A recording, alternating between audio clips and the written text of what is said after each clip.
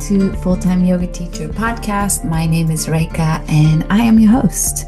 I hope you're having a great day as you're listening to this podcast. And if you are a returning listener, I always want to say thank you. I have so much gratitude for keep coming back and listening to this podcast, as well as some of you are sharing the podcast episode that resonated with you on social media.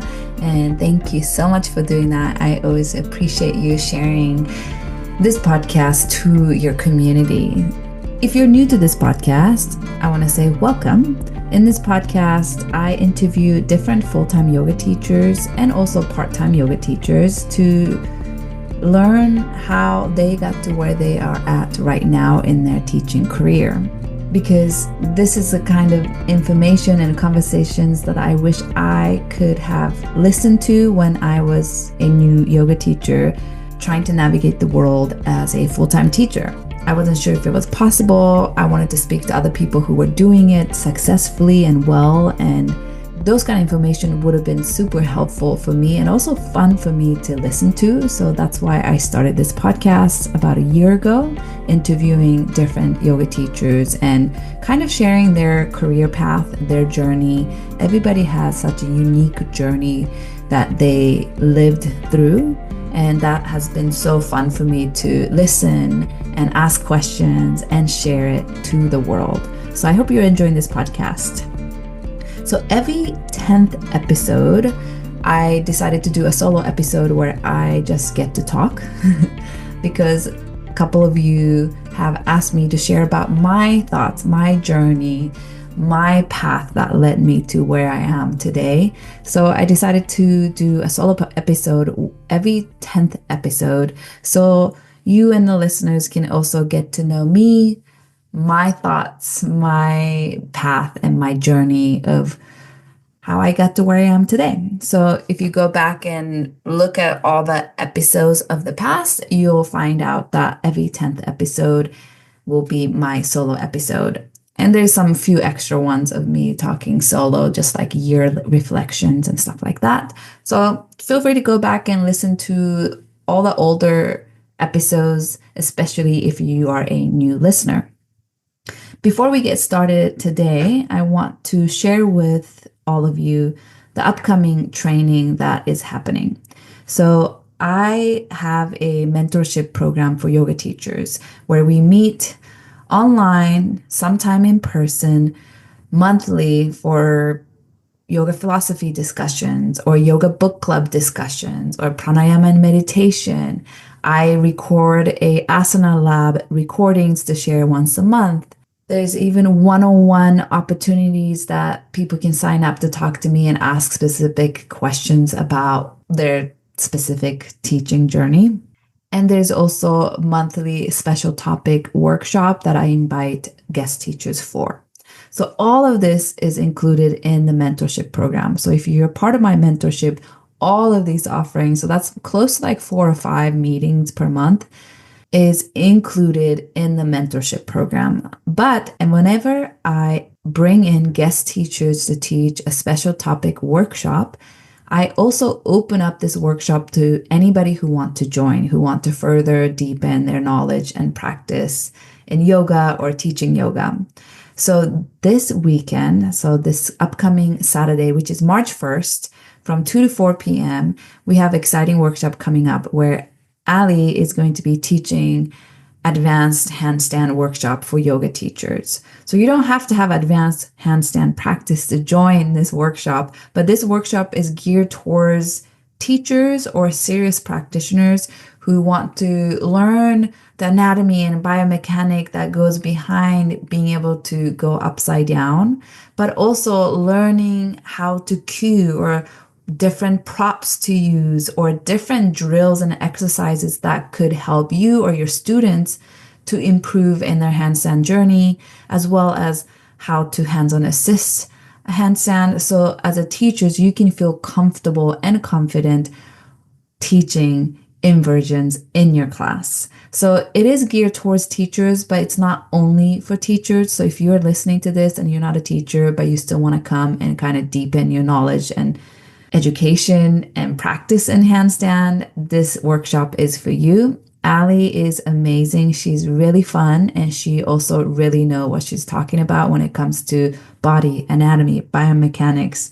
So I am so much looking forward to this workshop. So that's coming up this Saturday, March 1st from 2 to 4 p.m. Pacific time. And what's special about this workshop is that it's happening in person in Long Beach, but I'm also going to be Zooming people in. So you can still join via Zoom if you don't live in Long Beach or you live in another state, another country, or maybe you just live a little further and you don't want to drive through the traffic. So whatever the reason is, you can still join via Zoom and you can still attend this workshop live stream, like in real time. And I think the perk of coming in real time, if you're joining via Zoom, is that you still get to ask questions to Ali, and Ali can give you a personal feedback through the Zoom screens.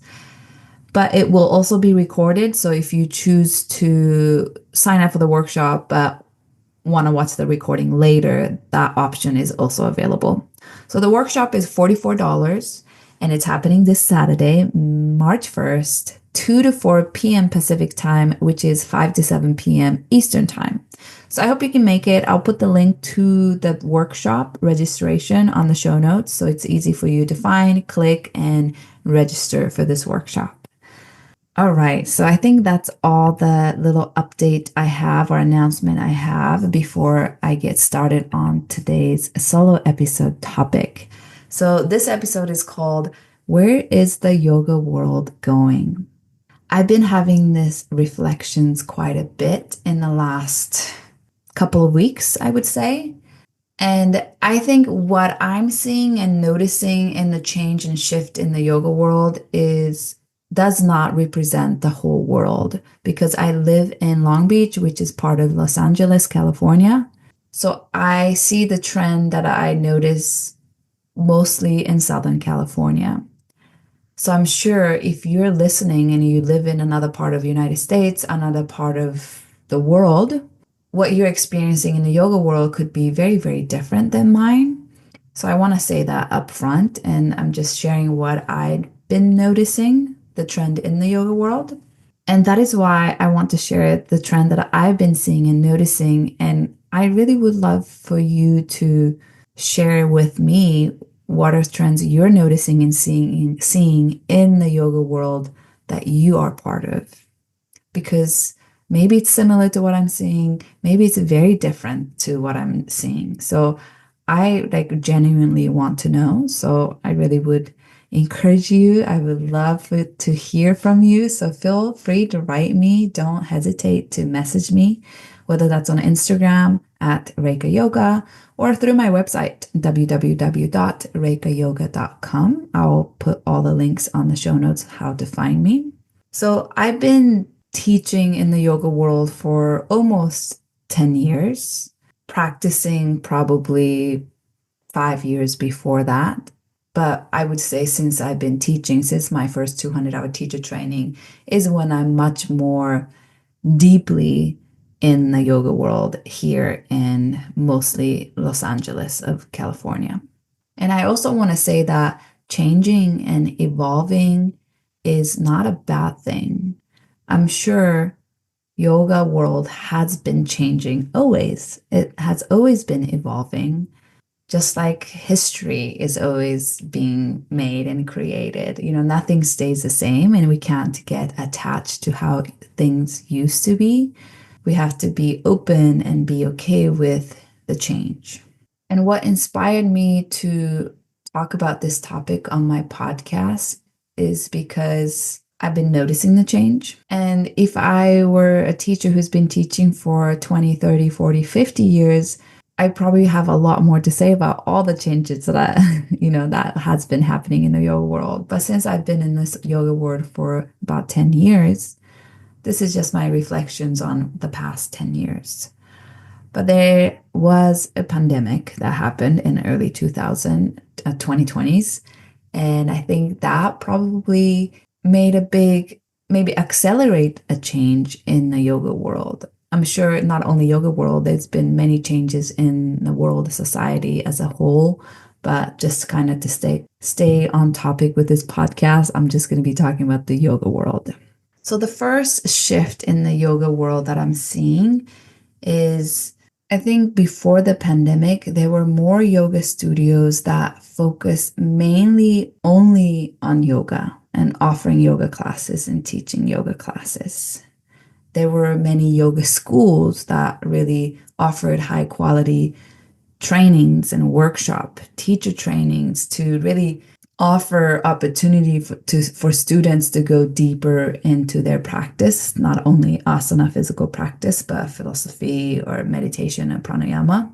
And maybe in the post-pandemic world, what I'm noticing is that fitness has become very popular. And I'm not saying fitness is a bad thing. I think it's a good thing. It's good that many people are moving, many people are building muscles and strengthening their bone density. And there's just so many positive side of more people leaning into fitness. So what I'm noticing is more hot yoga classes or studios becoming popular, because I think it gives sense that you are quote unquote working out more in the hot room. Classes like yoga lattes, yoga Pilates fusion, or yoga with weights, strength and conditioning class, Pilates reformers classes. These classes are becoming really popular. Like a lot of fusion, yoga fusion with other fitness, or even just straight up other fitness classes has become, I think, a lot more popular. And what I'm noticing in my community of yoga is that not many studios I see anymore that only offers yoga. Seems like most studios or gyms have to offer more than just yoga classes to survive as a business model.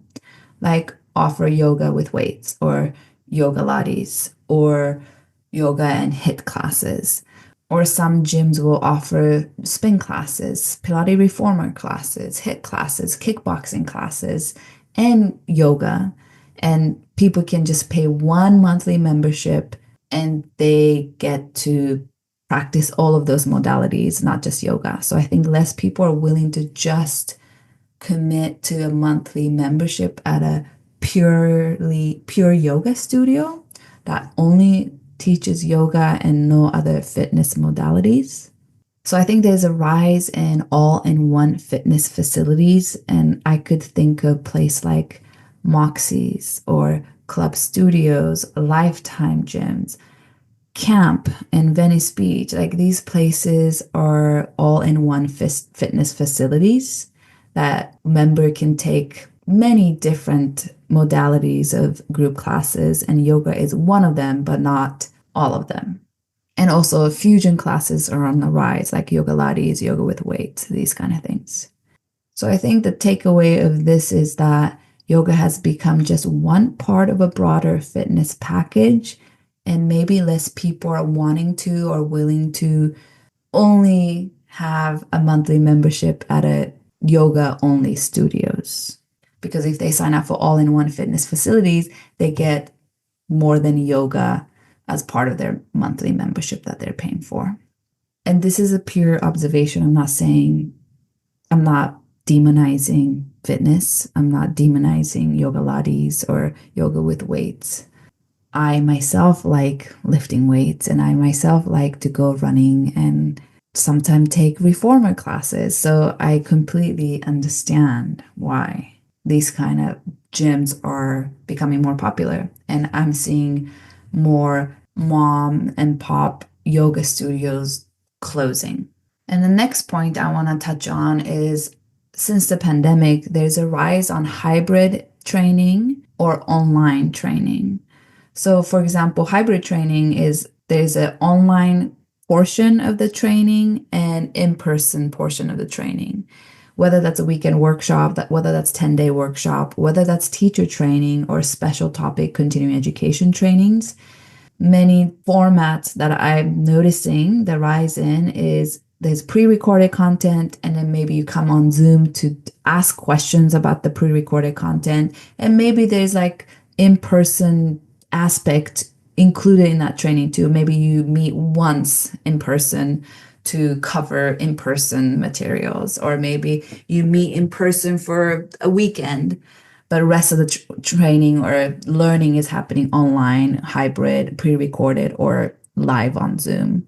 So I think the rise in training that is hybrid, online, or pre-recorded, and that is also the same with yoga teacher training as well. There are a lot more 100% online yoga teacher trainings out there. There are also many hybrid teacher trainings where they do meet in person, but maybe half of the lectures are done online on Zoom, or half of the lectures are done pre-recorded format.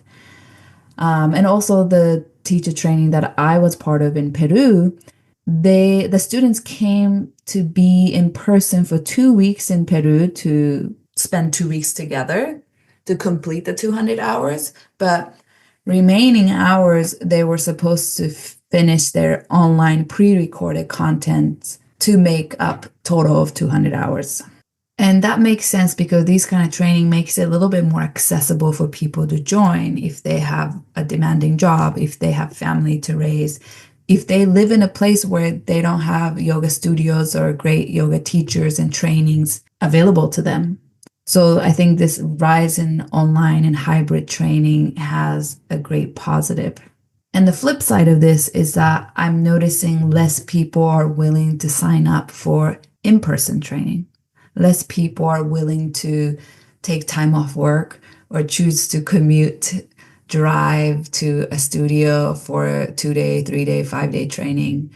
Less people are willing to commit their time, money, effort, and attention into purely 100% in-person experience because there just are so many options out there that it might be cheaper or that might be more accessible so you don't have to drive through traffic to get to the workshop. So you don't have to leave your house to learn about a special topic. I'm seeing the trend of some of the training numbers are going down, even if it's taught by really well-known yoga teachers, because I think less people are willing to commit to in-person experience, especially if it's a longer period of time.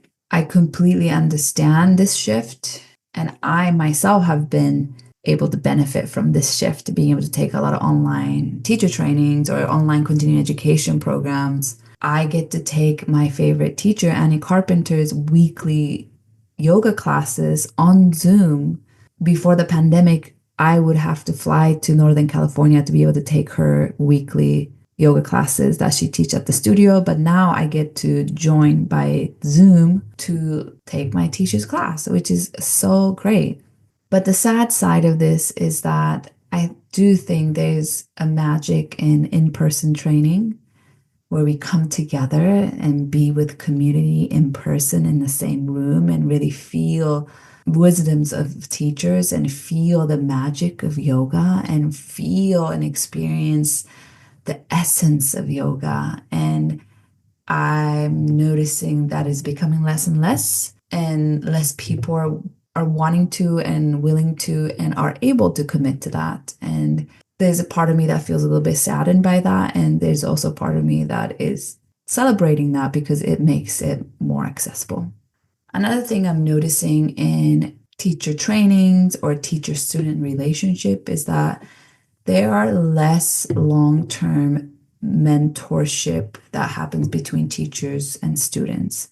I think back in a day, well, let's just say like 10, 20, 30 years ago, it was common for students to have a teacher and you take a class from this teacher as much as possible. You assist this teacher as much as possible. You take the trainings by this teacher as much as possible.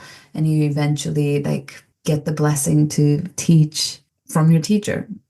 The knowledge and skills were passed on that way. And I don't really see that as much anymore. There's less mentoring, there's less assisting happening in the yoga classroom. And not many people know the family tree of the lineage of yoga that they're practicing today, like where that family tree came from. I think I feel very privileged that I can trace my lineage of yoga. For example, I did my teacher training at 200-hour teacher training, 200 and 300-hour teacher training at YogaWorks. YogaWorks was created by Mati Ezrati and Chuck Miller. They were students of Patabi Joyce and Iyengar. And Patabi Joyce and Iyengar were students of Krishnamacharya. And my philosophy teacher, Amy, her teachers were Shrath Joyce and Patabi Joyce, which their teachers was Krishnamacharya. And she learned philosophy from Chase Bossart. Chase Bossart had a yoga therapy school called The Well. And Chase Bossart was a direct student of Desikachar. And Desikachar was the son of Krishnamacharya. Like, you can see the family tree of, like, I can trace back my lineage. And I'm not saying like I have to stick to my lineage and only teach exactly like how Patabi Joyce taught it, or I have to teach just like Mr. Yengar. I'm not saying that. Like, I'm not saying you have to stick to this more traditional lineage if you choose not to, and if you choose to, also that's great. But I think it's important for us to know where our teachers and our teachers' teachers and our teachers' teachers' teachers came from, and where how the knowledge has been passed on. I think those are kind of important information, and maybe that part is starting to disappear, or it's missing in new teachers or current teacher trainings. I don't know. I'll be curious to hear about your thought on this. So yeah, so this kind of goes back into this kind of less apprenticing and being mentored by your teacher, assisting your teacher's classes, learning hands-on from your teachers, learning how to walk the room and lead a class by being there and witnessing and observing and assisting your teacher. I feel like that practice is, I don't want to say dying, but I'm seeing less and less of. And I do admit there's a part of me that kind of like wants to hold on to that older traditions, but I also know that I need to be open for change and evolving as well. You know, time is always changing, and more we try to hold on to it tightly, more difficult time I'm going to have. So that's within itself is such a beautiful teachings of yoga. I'm also noticing there are less hands-on assist happening in the yoga world, and that could be a positive thing or negative thing. Like, there are a lot more awareness and Me Too movement about, you know, saying no if you don't want to be touched or adjusted. It's okay to say no to teachers, and there's more consent cards and teacher asking for consent before being touched. I think those are all important things. But maybe less and less teacher trainings are teaching how to hands-on assist. And again, like I said, this can be a positive and negative thing. I'm not trying to say it must be this way. And maybe yoga world having more deeper conversation about hands-on assist and whether to hands-on assist or not to touch your students. Like, these kind of conversations are, I think, very, very important one to have. So I'm not trying to say one is better than other, but just noticing the trend.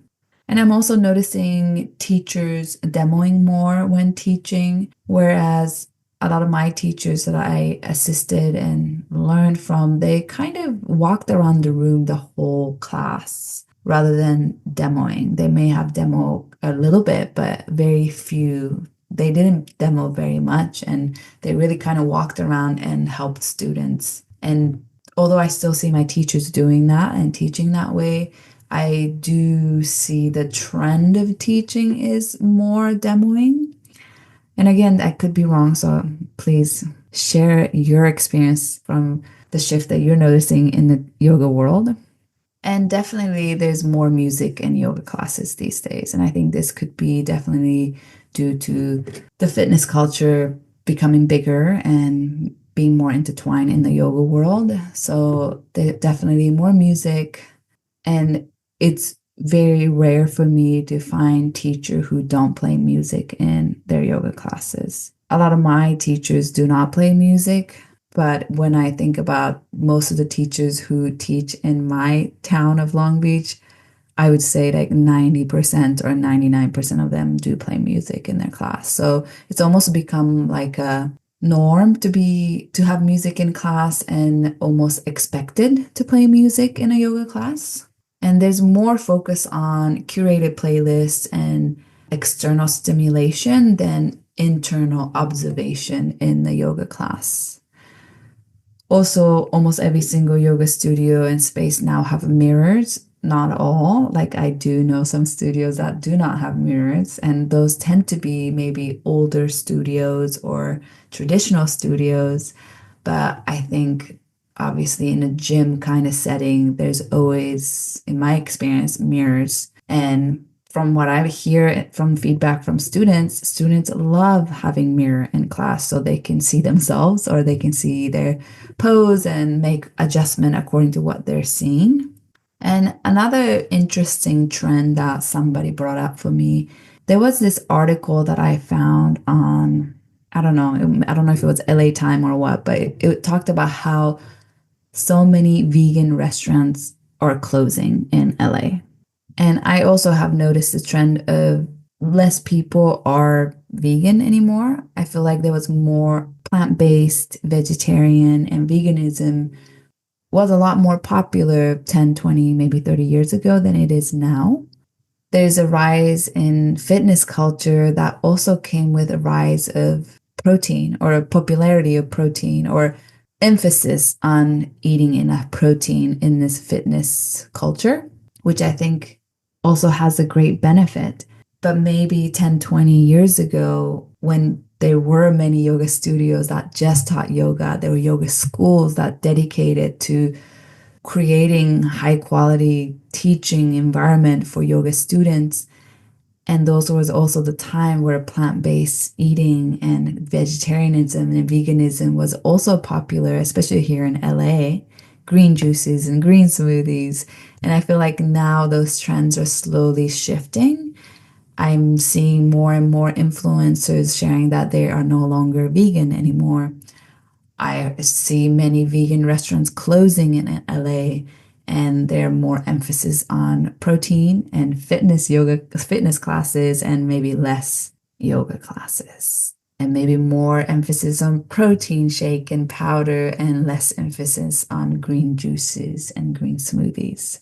And again, there's pros and cons to both. I think I'm just trying to share my observation on this trend that I'm noticing. And like Buddha said, I hope to find a middle path between these things, embrace and celebrate changes, but also still appreciate and remember what it used to be or the traditions. And definitely another trend is that yoga is maybe becoming less about spiritual lifestyle or choices you make in the way you live, and becoming more about movement and fitness practices. So, my final thoughts for this podcast today is where yoga fits in now. Is yoga losing its identity, or is it just evolving into a new phase? Like it has always been evolving. I wonder if this shift affects how people experience and value yoga, how they choose to pass on this knowledge of yoga. And what does it mean for yoga teachers, especially full-time yoga teachers, or even studio owners and even practitioners?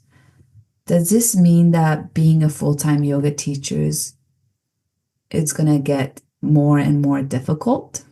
I mean, I think it always has been difficult to be a full-time yoga teacher, but I wonder if trend moving more towards fitness is going to make it difficult for full-time yoga teachers to be making enough money to live purely from teaching yoga.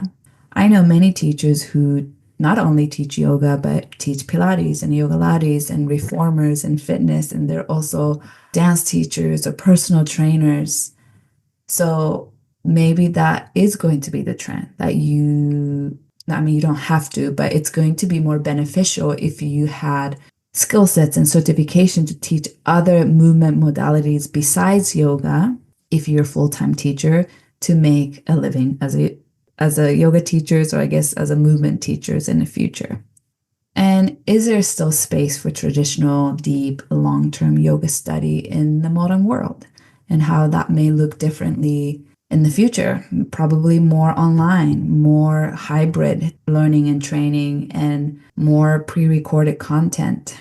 And like I said, there's so much value in offering this information online.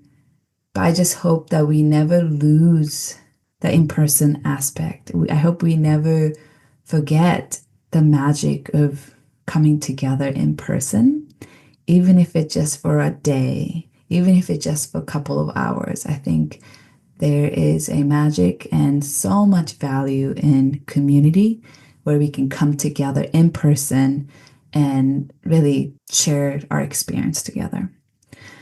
So that's it. That's this week's podcast episode of me rambling about what I think the yoga world is going and some of the reflections I've been having. Like I said, I don't want you to hear this and think that I think the yoga world shouldn't change or should change, or fitness is bad and we need to maintain yoga culture and tradition. That's not what I'm saying. I just want to share my reflections, and I'm curious where it's headed. And if anybody else also have been having this kind of reflections, I would really love to hear from you or even chat with you. So yeah, feel free to reach out. My Instagram is @Reika Yoga, and my website is www.reikayoga.com. I really love to hear from you about this topic. And one last thing, if you are enjoying this podcast, please rate, star, review, subscribe from whatever platform you're listening to. That's something so simple.